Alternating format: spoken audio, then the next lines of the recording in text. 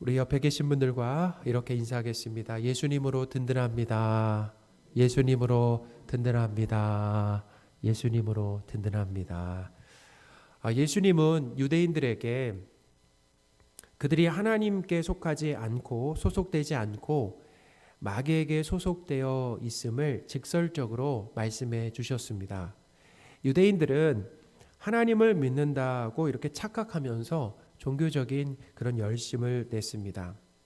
그러나 그들의 삶은 죄의 노예가 되어 또 욕심과 미움과 거짓에 붙들려서 살았다라는 거예요.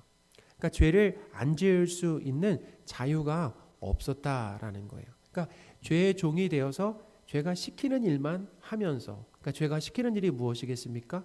죄 짓는 일이죠. 죄만 짓고 살았다라는 거예요. 겉보기에는 하나님을 잘 믿는 것처럼 보였지만 여전히 불신자였다라는 거예요. 유대인들은 그들이 마귀에게 소속된 불신자라는 이 예수님의 말씀을 받아들이지 않았습니다. 그리고 부인했다라는 거예요. 오히려 예수님을 사마리아 사람이라고 말하고 또 귀신 들렸다라고 하면서 예수님을 모욕하고 공격을 했습니다. 48절입니다. 유대인들이 대답하여 이르되 우리가 너를 사마리아 사람이라 또는 귀신이 들렸다 하는 말이 옳지 아니하냐. 예수님을 사마리아 사람이라고 한 것은 대단히 모욕적인 말입니다. 왜냐하면 이 유대인들은 사마리아 사람들을 상종하지 않았잖아요. 왜 상종하지 않았냐면 율법을 지키지 않는 그 이방인으로 죄인을 취급했기 때문에 상종하지 않았다라는 거예요. 근데 그렇게 상종하지 않은 사마리아인들이었는데 예수님을 뭐라고 했다고요? 사마리아 사람이라고 이렇게 이야기를 했다라는 것. 그러니까 아주 심한 그런 모욕이죠. 어떻게 보면 예수님이 율법도 지키지 않는다라고 하는 어떤 그런 의미가 거기 담겨 있는 거 아니겠습니까? 또한 예수님께서 하신 일들을 귀신이 들려서 한 일이다라고 그 가치를 어떻게 하냐면 이렇게 깎아내렸다라는 거예요. 높여주지 못할 망정, 하나님이 하셨다고 이렇게 높이지는 못할 망정, 그걸 어떻게 해요? 깎아내렸다라는 거죠. 유대인들이 이렇게 예수님을 이상한 사람으로 만드는 이유는 그 이유가 무엇이겠습니까? 예수님이 이상한 사람이 되면 예수님의 말씀을 신뢰할 수가 없는 거죠. 예수님이 하신 말씀, 이 유대인들에게 하신 말씀을 신뢰할 수가 없는 거죠. 그러면 유대인들의 이 오름과 그리고 이 정통성이 어떻게 되는 겁니까? 훼손되지 않고 유지되는 것이 된다라는 거예요.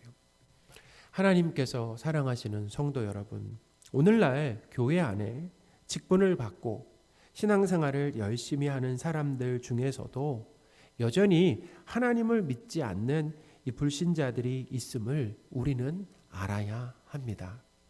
그러니까 하나님을 믿지 않고도 뭘 할 수 있는 겁니까? 열심히 예배드리고 또 헌금하고 봉사할 수 있다라는 거예요. 그렇게 열심을 내는 이유는 하나님을 사랑해서 신앙생활을 하는 것이 아니죠.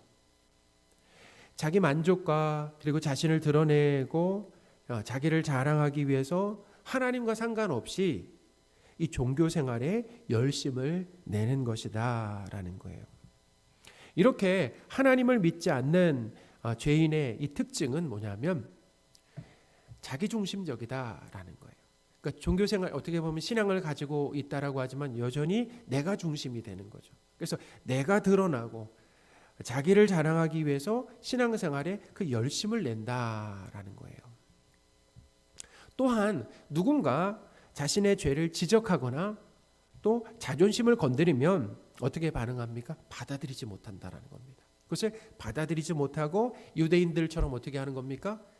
오히려 예수님을 어떻게 해요? 공격한다라는 거죠. 만약에 누군가 나에게 한번 생각해 보세요. 이 시간 나에게 직접적으로 이야기를 하든지 아니면 간접적으로 누구를 통해서 이야기를 하든지 내가 교만하고 예의 없고 배은망덕하고 이기적이고 고집이 세고 또 인색하고 눈치 없고 가식적이고 또 언행이 불일치하고 사랑이 없고 믿음이 없다라고 누군가 나에게 이렇게 얘기한다라고 하면은, 그리고 내가 그 말을 들었다라고 하면은 어떻게 반응할 것 같으세요? 내가 그런 말을 들었다. 지금 직접 들을 수도 있고 간접적으로 전해서 들을 수 있는데 그런 말을 들었다라고 하면은 어떻게 반응하시겠습니까? 분명히 예수님을 믿는 사람일지라도 그런 말을 들으면 어떻게 불편하게 되어 있어요. 기분이 나쁘고 불편하지만 결국에는 내가 그런 면이 있다라고 인정하고 받아들이게 된다라는 거예요. 성도라고 한다면 결국에는 내가 그런 면이 있다라고 하는 것. 내가 그러니까 뭐예요? 교만하고, 내가 어떻게 보면 이기적이고, 내가 고집세고, 인색하다, 가식적이다, 이런 면이 나에게 있다라고 하는 것을 어떻게 한다라는 겁니까? 마음이 불편하지만 인정하고 받아들이게 된다라는 거죠. 결국에는. 아니면 또 이렇게 반응할 수도 있는 거죠. 부인하는 거죠. 극구 부인하면서 따질 수 있습니다. 당신이 나에 대해서 뭘 안다고 그렇게 말하느냐? 당신은 뭐 그럴 자격이 있냐라고 이렇게 따지거나, 아니면 나에게 그렇게 얘기한 사람을 오히려 이렇게 공격할 수도 있다라는 겁니다. 하나님을 떠나 사는 이 죄인은 자신을 하나님이라고 생각합니다. 이게 참 중요합니다. 자신을 누구라고 생각한다고요? 하나님이라고 생각한다라는 거예요. 우리가 이걸 꼭 기억해야 됩니다. 그러니까 하나님을 믿지 않는 사람들은 누구를 믿는 거예요? 자신을 믿고 자신을 숭배하는 거죠. 그러니까 누구의 영광을 위해서 살아가는 겁니까? 하나님의 영광을 위해서 사는 것이 아니라 누구의 영광을 위해서요? 내 영광을 위해서 살아간다라는 거예요. 하나님의 이름이 나는 것이 아니라 내 이름이 나기를 원한다라는 거죠. 하나님의 말씀에 근거해서 하나님의 말씀이 선악의 기준이 되어야 되는데, 누가 선악의 기준이 됩니까? 내가 선악의 기준이 되어서 살아간다라는 거예요. 그러니까 죄인은 하나님을 떠나서 누가 하나님이 되어서 사는 거예요? 내가 하나님이 되어서 나를 숭배하면서 자기 숭배를 하면서 살아간다라는 거예요. 그렇기 때문에 이 자신의 이미지나 평판이 손상되는 것을 죽는 것만큼이나 힘들어한다는 거예요. 자, 어느 만큼이나 힘들어한다고요? 내 평판과 이미지가 손상되는 거, 훼손되는 거, 이것을 죽는 것만큼이나 어떻게 해요? 힘들어한다라는 거예요. 그래서 끝까지 자존심을 세우고 상대방의 틀림을 주장하는 겁니다. 상대방이 틀렸다. 그리고 누구의 옳음을 드러내는 겁니까? 내 옳음을 드러낸다라는 거죠. 이것이 바로 뭐냐면 죄인들의 삶의 방식이다라는 거예요. 반면에 예수님을 믿는 사람은 자신이 죄인임을 인정합니다. 그리고 죄를 고백하기까지 한다라는 거죠. 내가 죄인인 것을 인정하고 내가 내 죄를 고백하기까지 한다라는, 솔직하게 고백한다라는. 사도 바울은 자신을 죄인 중에 괴수라고 이렇게 고백을 했습니다. 그러니까 죄인 중에 뭐라는 겁니까? 우두머리다라고 얘기를 했어요. 디모데전서 1장 15절입니다. 미보다 모든 사람이 받을 만한 이 말이요, 그리스도 예수께서 죄인을 구원하시려고 세상에 임하셨다 하였도다. 죄인 중에 내가 괴수니라. 아멘. 보통 죄인이 아니에요. 죄인들을 줄로 세우면 맨 앞자리에 자신이 선다라는 거죠. 가장 큰 죄인이다 라고 이렇게 고백을 한다라는 거예요.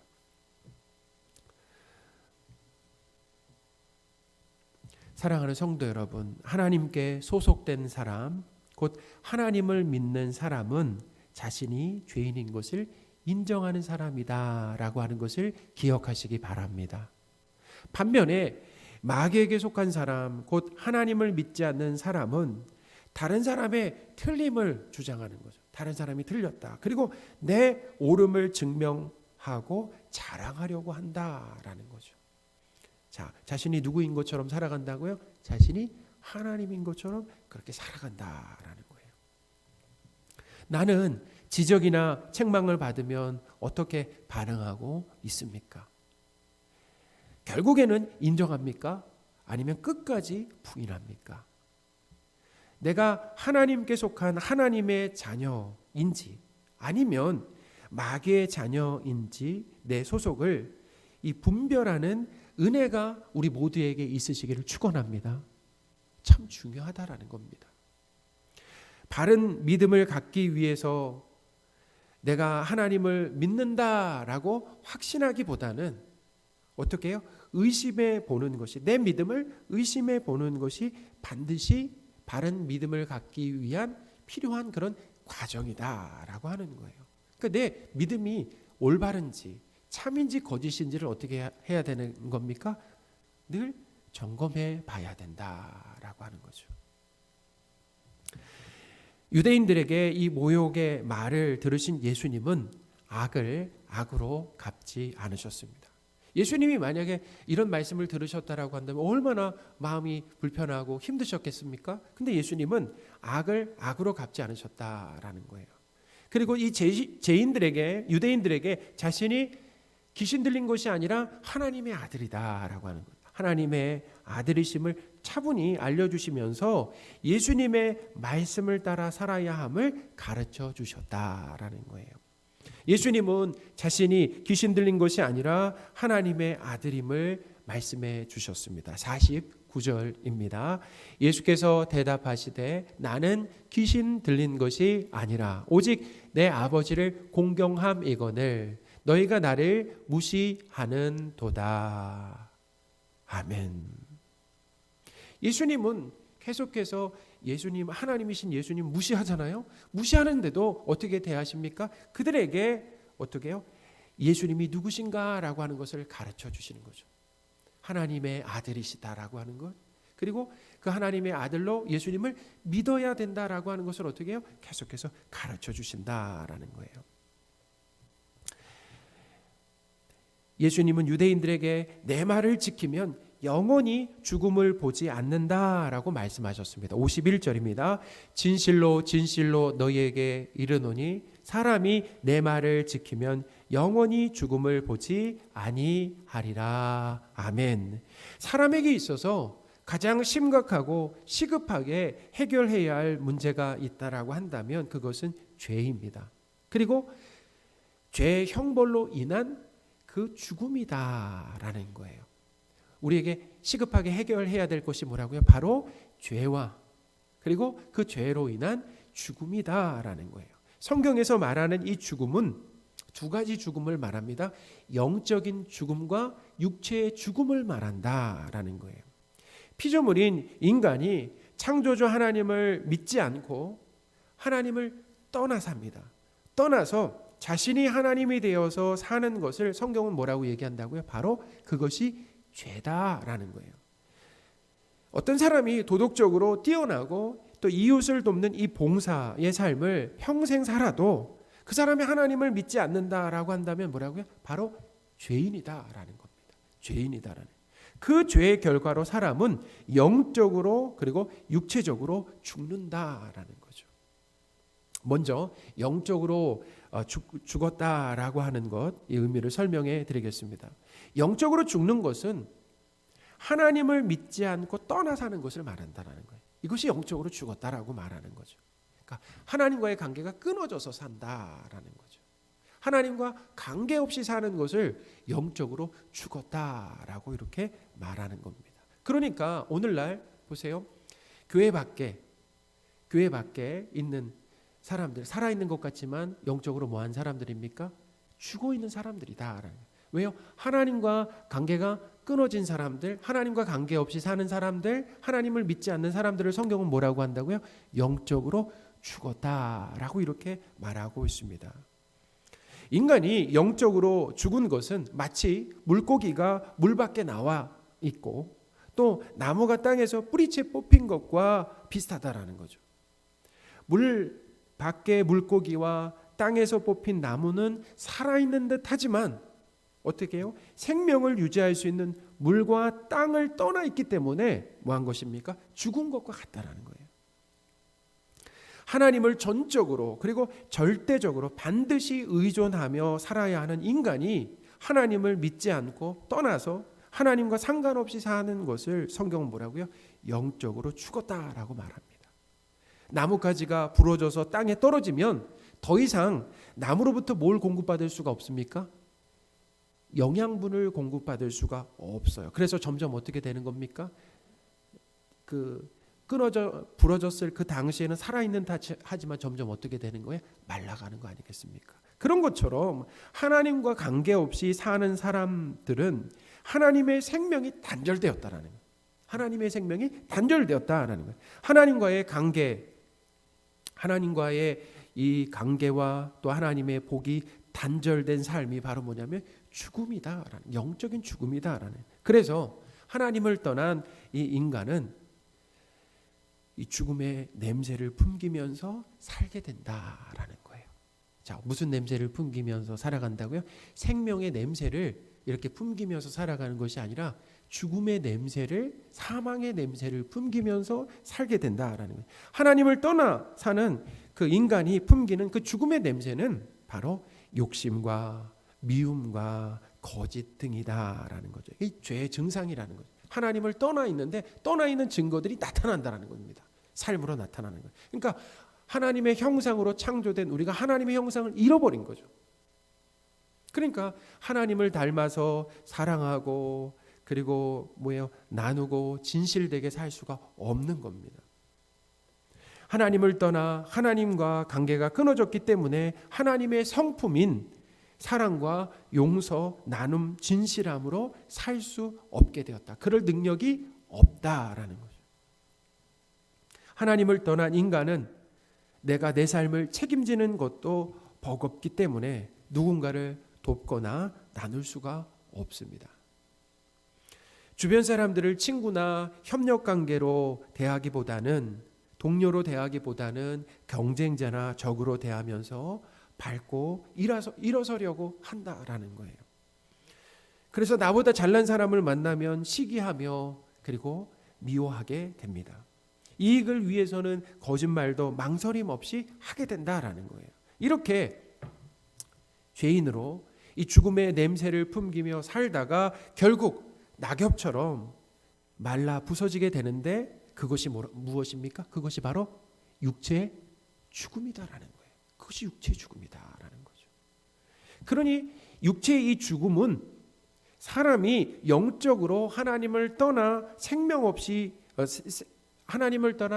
없음을 보여주는 가장 확실하고 강력한 증거다라는 겁니다. 진지하게 이 죽음과 마주서게 되면 깨닫게 되는 것이 있습니다. 그것은 뭐냐면 바로 생명의 가치다라는 거예요. 죽음 앞에 서면 우리가 귀하게 여겼던 것, 그동안 귀하게 여겼던 것 있잖아요.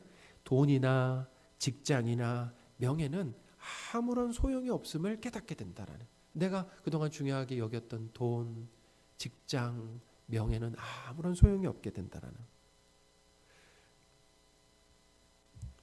그리고 생명이 가장 귀한 가치임을 깨닫게 된다라는 거예요. 문제는 무엇입니까? 문제는 그 생명이 인간에게 없다라는 겁니다. 그 인간에게 생명이 없기 때문에 인간이 어떻게 되는 거예요? 죽는다라는 거 아니겠습니까? 죽는다라는 거죠. 예수님의 말씀을 지키는 사람은 영원히 죽음을 보지 않는다라고 말씀하셨습니다. 그러니까 예수님의 말씀을 지킨다라고 하는 것을 다른 말로 하면 예수님을 믿는다라는 거예요. 뒤에서 제가 설명을 해드리겠습니다. 예수님을 믿는 사람들, 예수님의 말씀을 지키는 사람들에게는 뭐예요? 죽음을 보지 않고 영원히 죽음을 보지 않고 살게 된다라고 말씀하셨죠. 하나님이신 예수님의 이 말씀을 지킨다라고 하는 것은 예수님의 말씀을 간직하며 순종한다라고 하는 의미가 거기에 담겨 있습니다. 이 말씀에 예수님의 말씀을 간직하며 순종하는 것은 곧 예수님을 믿는 겁니다. 요한복음 3장 36절입니다. 아들을 믿는 자에게는 영생이 있고 아들에게 순종하지 아니하는 자는 영생을 보지 못하고 도리어 하나님의 진노가 그 위에 머물러 있느니라. 아멘. 예수님을 믿는 것과 예수님께 순종하는 것을 같게 이야기하고 있죠. 같은 겁니다. 그러니까 예수님을 믿는 사람들은 그 믿음이 무엇으로 나타난다라는 겁니까? 예수님의 말씀에 순종하는 것으로 나타난다라는 거예요. 반대로 그럼 예수님의 말씀에 순종하지 않는 사람들은 예수님을 믿는 거라는 겁니까? 예수님 믿지 않는다라는 거예요? 예수님을 믿지 않는 것이다라는 거죠.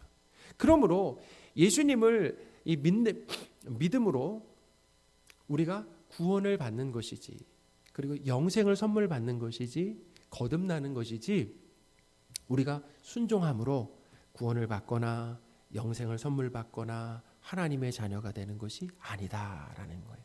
예수님을 믿음으로 믿는 사람들이 어떤 삶을 살아가는 겁니까? 선행을 살아가는 거 아니겠어요? 하나님의 말씀에 순종하는 거죠. 순종함으로 우리가 구원을 획득하는 것이 아닙니다. 믿음으로 어떻게 해요? 순종하게 되는 것이고 선하게 살게 되는 것이다 라는 거죠. 예수님을 믿는 사람은 영원히 죽음을 맛보지 않고 살게 됩니다. 예수님을 믿는 사람이 영원히 죽음을 맛보지 않는다라고 하는 것은 어떤 의미가 있냐면 다시는 영적으로 죽지 않는다라고 하는 의미가 거기 담긴 거죠. 영적으로 다시 죽지 않는다. 하나님과 올바른 관계가 회복되어서 이제는 하나님과 교제하면서 영원히 사는 것을 말합니다. 할렐루야. 어디서요? 바로 이 땅에서도 마찬가지죠. 우리가 그냥 죽어서만 영생하는 것이 아니다라고 제가 반복해서 말씀드리잖아요. 이 땅에서 우리는 영생을 경험하며 살 수 있다. 이미 예수 그리스도를 통해서 하나님과 관계가 회복되었습니다. 하나님과 아무런 관계가 없었던 우리가 이제는 예수 그리스도 안에서 예수님을 믿음으로 인하여서 하나님의 자녀가 되었다는, 하나님의 자녀가 되어서 하나님의 복을 누리며 살아가는 성도가 되었다라는 거죠. 이것이 바로 뭐예요? 영생의 삶입니다. 이것이 영원히 죽음을 보지 않는다. 그러니까 예수님의 말을 지키면 영원히 죽음을 보지 않는다라고 하는 의미가 바로 예수 그리스도를 통해서 하나님과의 관계가 회복됨으로 이제는 영적으로 뭐예요? 다시는 죽지 않고 영원히 살게 된다라고 하는. 그러니까 하나님과 부자관계로 영원히 살게 된다라고 하는 의미가 거기 담겨 있습니다.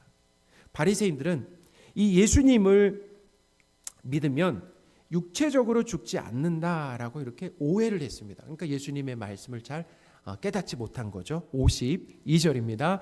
유대인들이 이르되 지금 내가 귀신 들린 줄을 아노라. 아브라함과 선지자들도 죽었거늘 내 말은 사람이 내 말을 지키면 영원히 죽음을 맛보지 아니하리라 하니.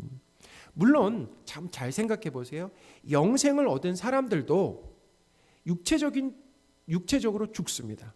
그렇죠? 우리 성도들도 죽잖아요. 최근에 우리 성도분들도 하나님의 이 부르심을 받으셔서 육체의 죽음을 맞이했잖아요. 그러나 그 죽음은 형벌이 아니라는 거예요. 더 이상 형벌이 아니다라는 거죠. 성도의 죽음은 그 죽음을 통해서 하나님을 만나고 그리고 영원한 하나님의 나라에 들어가기 위한 뭐라는 겁니까? 관문이다라는 거죠. 관문. 예수님을 믿는 것은 하나님과 부자관계로 회복되어 이미 이 땅에서 사망에서 생명으로 옮겨진 것이다. 그래서 우리에게는 심판이 어떻게 된 겁니까? 지나갔다라는 거예요. 심판이 어떻게 해요? 지나갔다라는 거죠.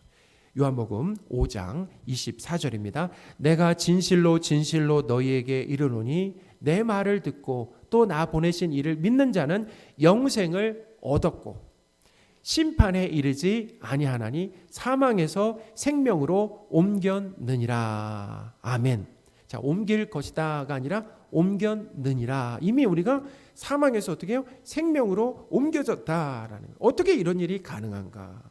예수 그리스도께서 십자가에서 죽으심으로 우리의 죄에 대한 심판을 받으셨잖아요. 예수님이 심판을 받으신 거예요. 받으셨으므로 성도는 사망에서 어떻게 해요? 생명으로 옮겨졌다라는 것입니다. 할렐루야. 누구 때문입니까? 예수 그리스도께서 죄인을 대신해서 심판을 받으심으로 인하여서 성도는, 예수님을 믿는 성도는 사망에서 생명으로 옮겨지게 되었다라는 거예요. 그래서 우리는 지금 영생의 삶을 사는 것, 영생의 삶을 어떻게 해요? 지금 살고 있는 것입니다. 또 이 사망에서 생명으로 옮겨졌다라고 하는 것을 다르게 설명하면 마귀의 자녀와 그리고 죄의 종에서 이제는 하나님 나라 백성으로 소속이 바뀐 것이다 라는 거예요. 골로새서 1장 13절입니다. 그가 우리를 흑암의 권세에서 건져내사 그의 사랑의 아들의 나라로 옮기셨느니라. 아멘. 하나님께서 우리를 어디에서 건져내셨는가, 그리고 어디로 옮기셨는가라고 하는 것, 골로새서 1장 13절이 말하고 있잖아요. 흑암의 권세에서 건져내셨다라는 거예요. 죄의 세력에서, 마귀의 자녀됨에서 어떻게 우리를 건져내셔서 그의 사랑의 아들의 나라로 우리를 옮기셨다. 우리의 소속을 어떻게 하신 겁니까? 바꿔주셨다. 하나님의 백성으로 바꿔주셨다라는 겁니다. 하나님께서 사랑하시는 성도 여러분, 예수 그리스도는 죄인에게 영생의 삶을 선물하시는 하나님이십니다. 우리는 예수님이 누구신가라고 하는 것, 성경을 통해서 바른 이해, 지식과 믿음이 있어야 된다는 것. 예수 그리스도는 죄인에게 영생의 삶을 선물하시는 하나님이시다라는 거죠. 예수님은 하나님을 떠나서 영원한 생명을 잃고 죽음의 냄새를 품기며 결국 육체의 죽음으로 영원한 형벌을 받을 인간에게 하나님과의 관계가 회복되어 영생의 삶을 사는 것을 어떻게 해요? 선물해 주신다라는 거죠. 예수님을 하나님과 그리스도로 믿는 것은 내 의지와 결단, 그리고 선행이나 종교적 열심으로 획득하는 것이 아니다라는 거예요. 예수님을 믿는 것은 하나님께서 값없이 주시는 무엇이라, 값없이 주시는 뭐예요? 바로 선물이다라는 거죠. 선물. 예수님 믿기를 끊임없이 거절한 이 유대인들의 이 모습을 통해서 우리의 모습을 발견하시면 좋겠습니다. 자, 유대인들의 모습을 통해 누구의 모습을 발견해야 된다라는 거예요? 바로 우리의 모습, 내 모습을 발견해야 된다라는 거예요. 인간의 그 심각한 죄성과 그 무능이다라는 거죠. 자신이 죄인인 것을 깨닫지 못하고 또 예수님을 하나님과 그리스도로 믿지 못하는 그런 강팍한 심령이 바로 누구였다라는 겁니까? 우리였다라는 거예요. 우리였다라는 거예요. 빛 대신 예수님을 내 인생에서 어떻게 해요? 계속해서 몰아내려고 하지만 예수님은 끊임없이 죄인인 우리를 어떻게 하신다라는 찾아오시고 예수님이 하나님과 그리고 구원자이심을 알려주시고 예수님을 믿을 수 있는 믿음까지 주신다라는 거예요. 세상에는 여전히 자신이 하나님을 떠난 죄인임을 깨닫지 못하고 또 예수님을 믿지 않는 사람들로 넘쳐납니다. 한번 보세요. 우리 주변에 넘쳐나잖아요. 그런데 한번 생각해보세요. 그런데 내가 지금 죄인인 것을 깨닫고 내가 인정하고 그리고 예수님이 하나님과 그리스도인 것이 믿어진다라고 한다면은 그것만큼 기적이 어디 있겠습니까? 다 많은 사람들이 믿지 않고 있는데 자신이 죄인인 것을 모르고 예수 그리스도께서 하나님과 구원자라고 하는 것을 믿지 않고 있는 이런 상황에서 내가 죄인이라는 것을 내가 깨닫고 그것을 인정하고 예수님을 하나님과 그리스도로 믿고 있다라고 한다면 그것은 하나님께서 주시는 가장 큰 복을 받은 사람이다라고 하는 것. 그 믿음이라고 하는 게 어떻게 우리에게 주어졌습니까? 바로 은혜로 주어졌다라는 겁니다. 에베소서 2장 8절 9절 말씀에도 그러잖아요. 너희는 그 은혜에 의하여 믿음으로 말미암아 구원을 받았으니 이것이 너희에게서 난 것이 아니요 하나님의 선물이라. 행위에서 난 것이 아니니 이는 누구든지 자랑하지 못하게 함이라. 아멘. 우리의 구원에 대해서 우리는 자랑할 수가 없어요. 왜냐하면 우리가 한 것이 아무것도 없기 때문입니다. 내가 죄인이라고 하는 것 그리고 예수님이 하나님과 그리스도라고 믿어지는 것까지도 그 믿음까지도 하나님께서 우리에게 값없이 주신 그 선물이다. 우리를 사랑하셔서 은혜로 값없이 주신 선물이다라는 거죠. 나 스스로 예수님을 믿을 수 없는 죄인에게 예수님이 믿어지는 복을 주신 분이 하나님이다라고 하는 것을 기억하시기 바랍니다. 그래서 우리는 이번 한 주간에도 하나님을 찬양하며 감사하는 거죠.